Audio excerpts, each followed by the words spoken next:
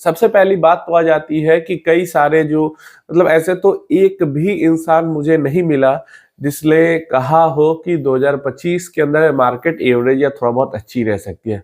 सब कोई कह रहा है कि मार्केट खराब, मतलब सिंगल पर्सन नहीं मिला जो कहा हो कि 2025 अच्छा रह सकता है या कुछ भी अच्छी मार्केट के बारे में 2025 के लिए। तो देखो, इसको लेकर आपको डिमोटिवेट होने की जरूरत नहीं है। आप एक साल के लिए मार्केट में नहीं आए हो, आप लॉन्ग टर्म गेम खेलने आए हो, तो है परेशान होने की जरूरत नहीं है।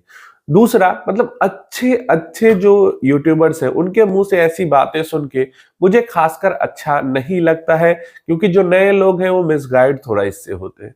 अभी मैं सुन रहा था, कह रहे थे कि 2025 में आपको मिड एंड स्मॉल कैप से बच के रहना चाहिए।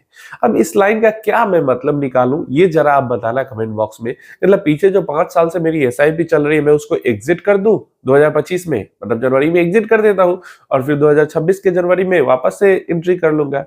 मतलब ये होना चाहिए क्या? कैसे? मतलब जो डायरेक्ट स्टॉक इन्वेस्टिंग करता है उसको कहा जा सकता है कि ठीक है, मिड स्मॉल में थोड़ा कम इन्वेस्ट करना है, लेकिन जो म्यूचुअल फंड के अंदर इन्वेस्ट करता है, 10 साल 15 साल 20 साल के लिए इन्वेस्ट करने आया है, वो 1 साल के लिए म्यूचुअल फंड से एग्जिट कर लेगा क्योंकि वैल्यूएशन बढ़ गई है या मार्केट की कंडीशन खराब है, अर्निंग ग्रोथ नहीं हुई है, तो मतलब एग्जिट कर ले उस पर्टिकुलर म्यूचुअल फंड से।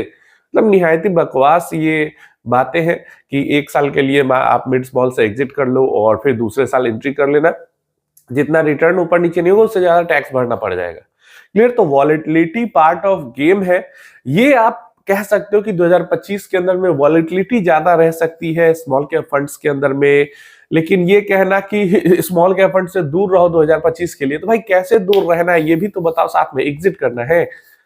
मतलब नहीं, ये सब चीजें नहीं होती है। आप 10 साल 15 साल तक इन्वेस्टेड रहते हो, बीच की वॉलेटिलिटी को झेलते हो, तो आपको एवरेजली एक अच्छा रिटर्न मिलता है।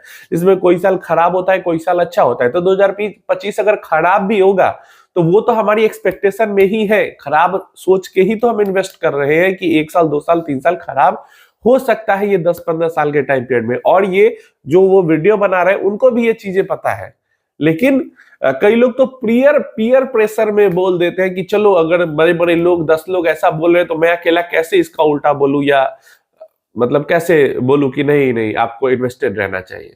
मतलब सब लोग स्मॉल कैप को खराब बोल रहे हैं, तो मतलब ऐसे ऐसे लोग जो स्मॉल कैप के अंदर इन्वेस्ट करने को कहते हैं वो भी बोल रहे हैं कि स्मॉल कैप से दूर रहो 2025 में।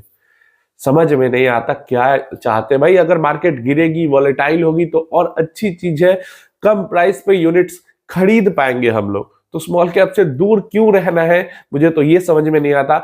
आपको अगर समझ में आता है तो नीचे कमेंट बॉक्स में जरूर बताएं।